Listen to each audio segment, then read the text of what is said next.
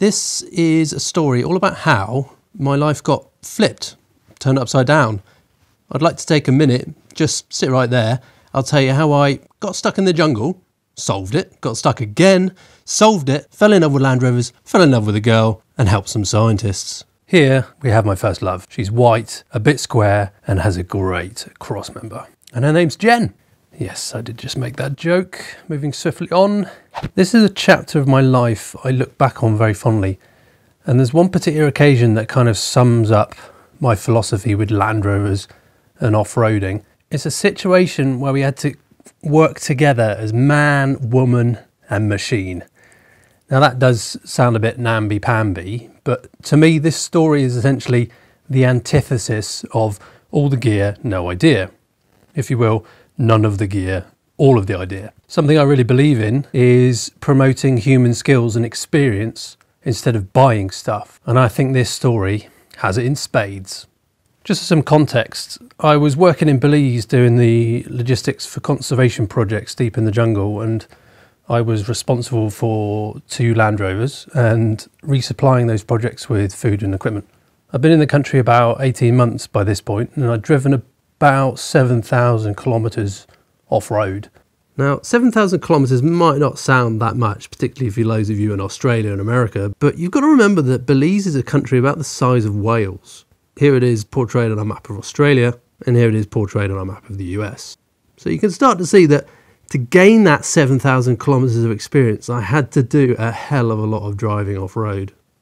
Before I arrived in the country, I had no experience of off-road driving. I'd never driven a Land Rover. I'd never read a Land Rover magazine in my life. So while I was there, I'd skimmed through the Land Rover owner's manual, which actually has got some good kind of off-road pointers. But other than that, all of my experience was completely learnt the hard way. And let's say that I'd had my fair share of incidents. Getting stuck is just part and parcel of what we do. This story occurs about 2 months after the wet season ended.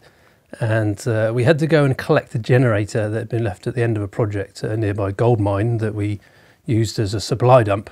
The journey was supposed to be quite straightforward. We'd had to wait this long because the road was just impassable to 4x4s during the wet season. This, for example, is what the deployment on this project looked like earlier in that year. As you can see, you're not going to get a Land Rover through that. This goes on for about 20 kilometres. So in a Land Rover, you'd be winching every 20 metres. The gold mine's about 90 kilometres from civilization in the middle of the jungle. The track isn't marked on the map, and there's just a few guys that live there and they get resupplied every few weeks on those big tractors. But other than that, they have no comms, so we just had to go there and see what the state of the road was like. But in the dry season, the mud pretty much disappears. Or so we hoped. We set off in the afternoon so that we could camp overnight halfway, so that we could hit the furthest section of the road early in the next morning and then drive back the same day. As we drove further into the jungle, the once muddy sections of the route were starting to dry out nicely, so we were optimistic. Not long into the journey the next morning, we hit our first obstacle. It was basically a sea of mud, and someone had cleared a track through the trees to skirt around the worst of it.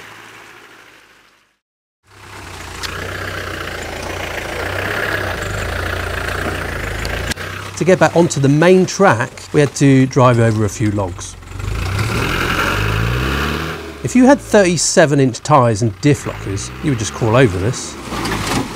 Jesus. But the point of this video is that I suggest to you that they are not necessary, but only for a modification of attitude. Don't you love Land Rovers?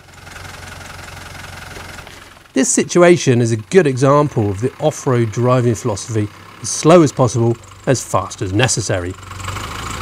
It's essentially taking an iterative approach to an obstacle whereby you start slowly, such that you're not going to cripple or bog the vehicle on the first attempt, and then you just reverse and have another go. So here I had a few slow attempts.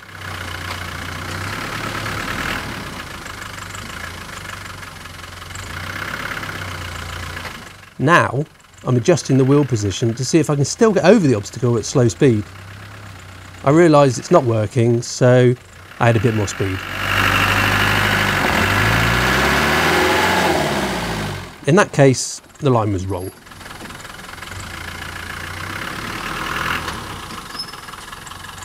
So then I changed the line again using the higher speed.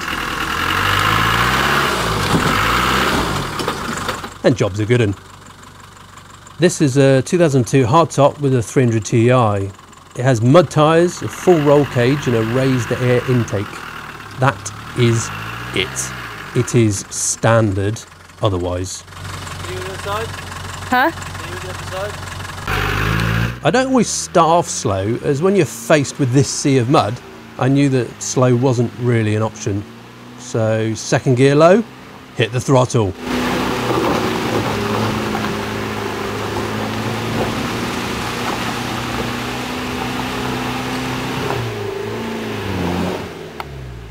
What happened here is the angle of the track changed. The diff and the chassis were scraping the top of the mud, but with the gradient changed, it wedged itself in at the front.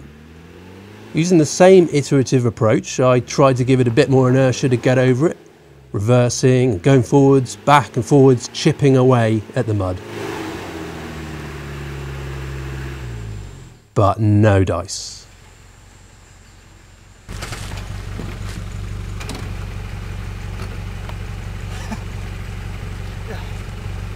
So what seems to be the problem, Will? Too much mud.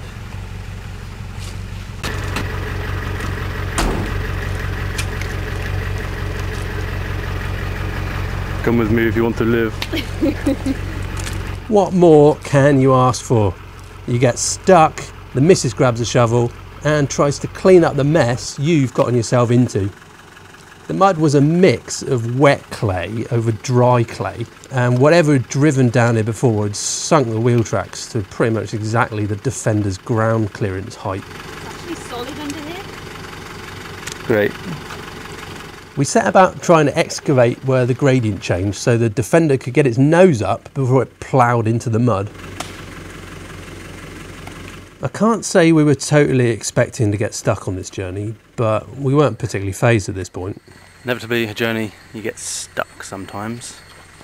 The fact we left the engine running means we thought it wouldn't really take that long. If it's not the incessant whine of the insects, then it's the humidity that wraps you up like a blanket. The jungle can be a really oppressive environment. I think that means she wants me to help dig. What we thought we'd do, put sticks in. I'm talking to the camera. So the mud basically got the better of us. It was incredibly tough to dig. So we had to think of another plan. I'm very proud of what we came up with, actually. Essentially, we had to sit down and thought about the problem. And the real problem was that the approach angle of the vehicle wasn't enough for the gradient when it changed. So we knew that we had to try and gain some ground clearance to increase the approach angle. So raising the bottom level of the tracks with some logs was what we came up with. She's so special. As before, as slow as possible, as fast as necessary. Put it in second gear low, off we go.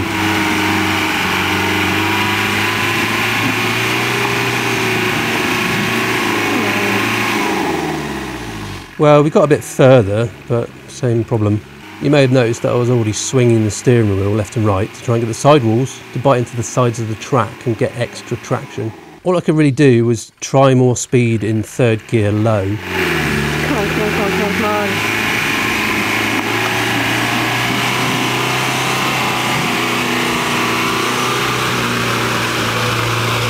Getting through it in just over half an hour felt good, but we knew that we had to come back the same way, but we'll cross that bridge when we come to it.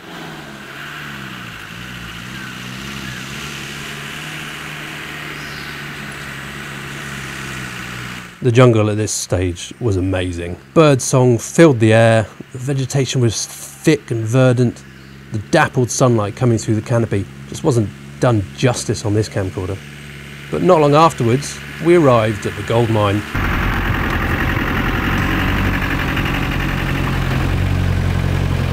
When When you're working for a conservation organisation and you've just driven through pristine secondary rainforest, arriving somewhere like this isn't the greatest of pleasures, but it is what it is, I suppose.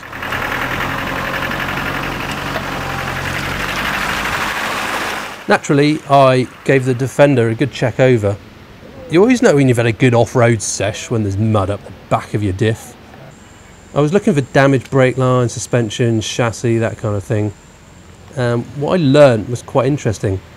Just as an aside here, if we stop the video, the gearbox crossmember on 99 to 2006 vehicles, such as this one, is wedge-shaped. 94 to 98 Defenders, it's box-shaped, and pre-94, it's tubular. What was happening with this crossmember, you can't quite see it here, but it was skimming the mud off the top surface of the middle part of the track, and then filling up the void around the transmission with that clay, cloying mud.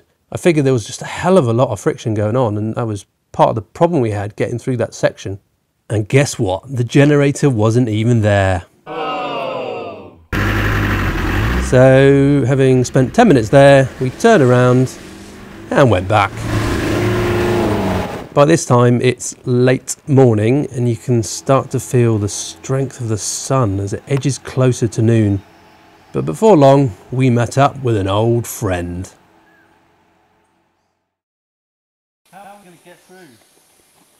The problem. The machine. And the man. Oh, isn't she sweet? Having overcome this section before, we knew it was passable, but we wanted to try and avoid the effort we'd had put in last time. So you may be wondering why I'm turning around? When danger reared its ugly head, he bravely turned his tail and fled. Brave, brave, brave, brave Sir Robin. No, it's not quite like that.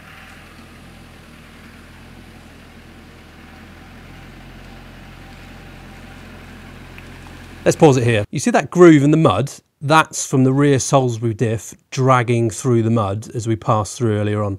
Now, bearing in mind I'd concluded from seeing the gearbox crossmember that friction was our enemy on this section, I wanted to try and reduce it as much as possible.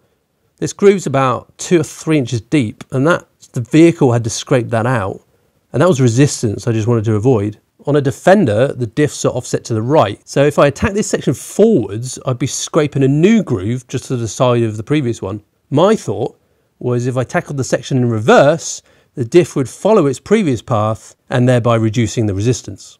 That seems logical, Captain. It's mud, Jim, but not as we know it.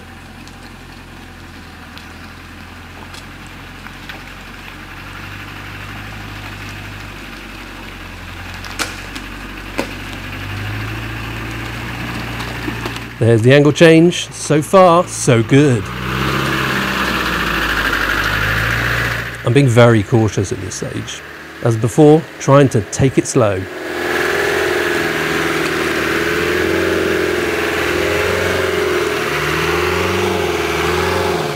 But we found some resistance.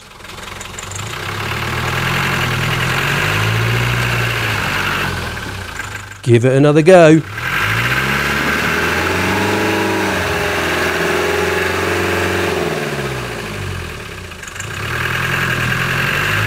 I figured I wanted more speed, but in reverse, my only option was to go into high range.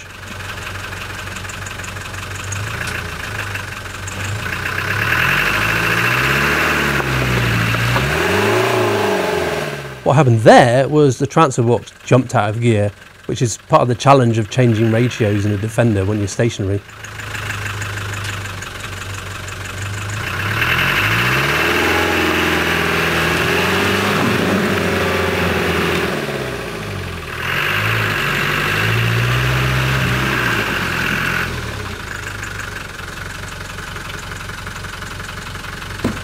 Door stuck again.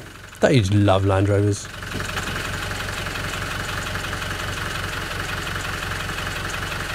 At this stage, I'm a bit surprised that we didn't get further, considering I'd already driven over the bit we were stuck at last time. What do you think, Will?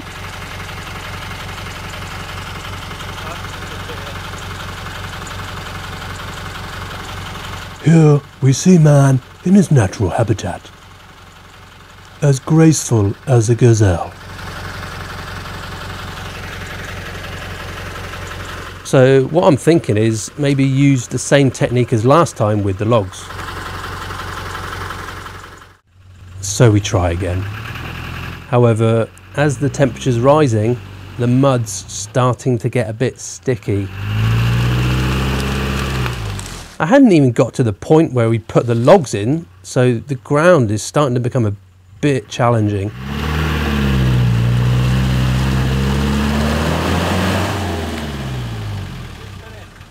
Front, right. At this stage, I'm starting to see the downside of going in reverse. I've only got 2 gears to play with, high and low and reverse. If I was going forwards, I'd have 10 gears.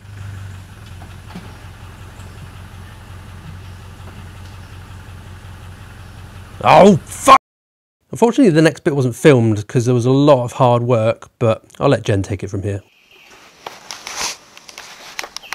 So I've just been spending like an hour and a half digging the truck out, and we've got it all the way out the other side, so we're now going to try and drive it all the way back the way we want to go. I'll just add a bit in here. We got the vehicle unstuck and got all the way to the exit point by the logs in the direction we wanted to go, but not having the steered wheels at the front meant I couldn't actually turn out of the mud and off the track. So here we go. Ultimately, I accepted defeat and set up to try again, this time forwards. It was getting a bit more serious now, as it was in the hottest part of the day. We're talking 35 degrees Celsius, 80% humidity. We're 80 kilometres from civilization, and we've already done several hours of manual labour. This attempt matters. Come on, Will. Come on, you can do it. You can do it. You can do it. You know you can do it.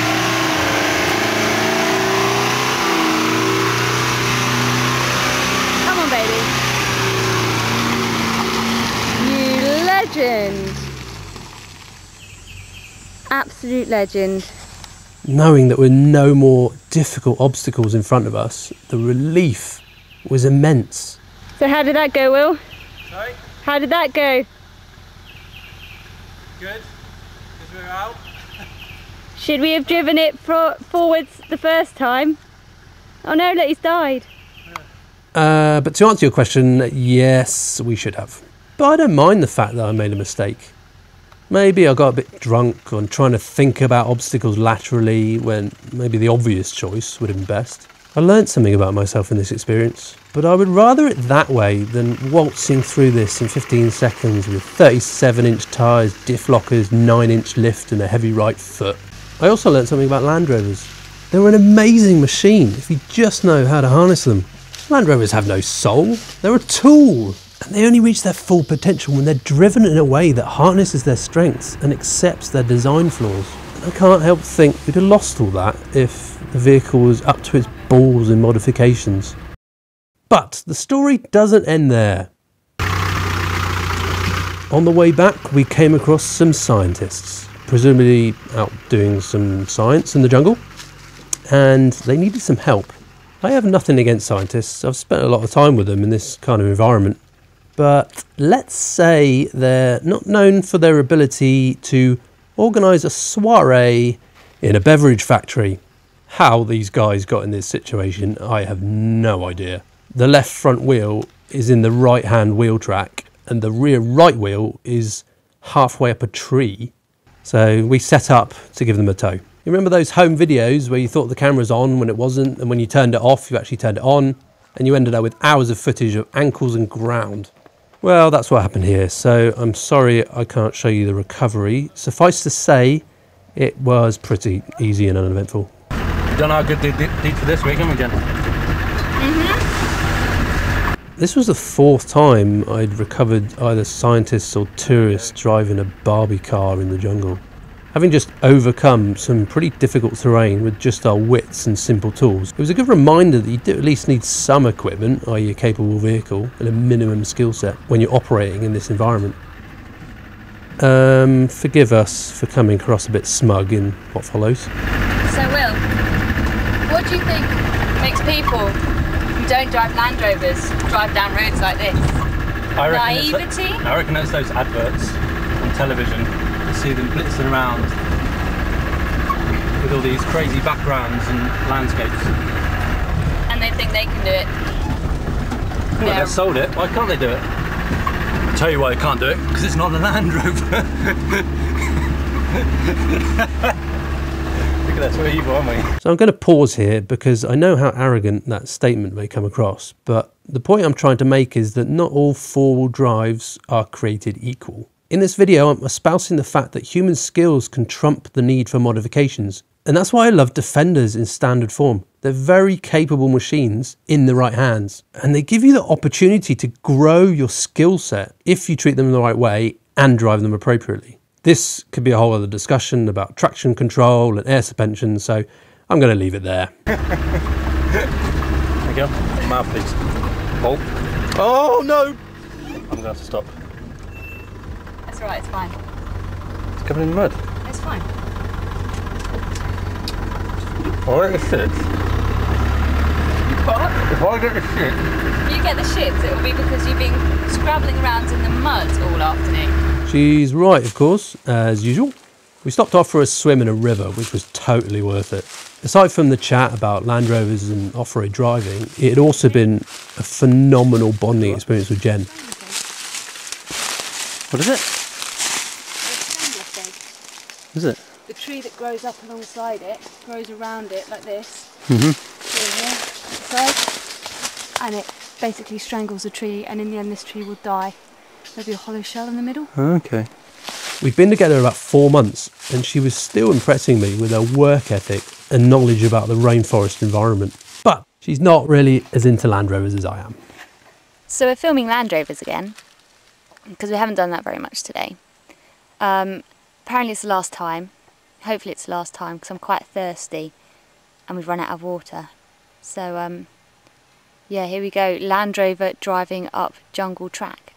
So we left the jungle empty-handed, having not found our generator. You could say we did it all for nothing, but to be honest, I wouldn't change it for the world. The skills we practiced and the problems we overcame by using a standard vehicle and our ingenuity is something that lives with me to this day. And it's driven me to create this video.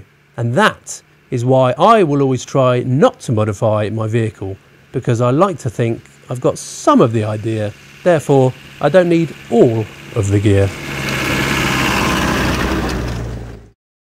Do you resist bolting tons of modifications to your vehicle, or are you happy with the benefits they provide? Leave a comment below, I'd be interested to know. Have you got a mate that just bolts unnecessary crap onto his 4x4? Then send him this video.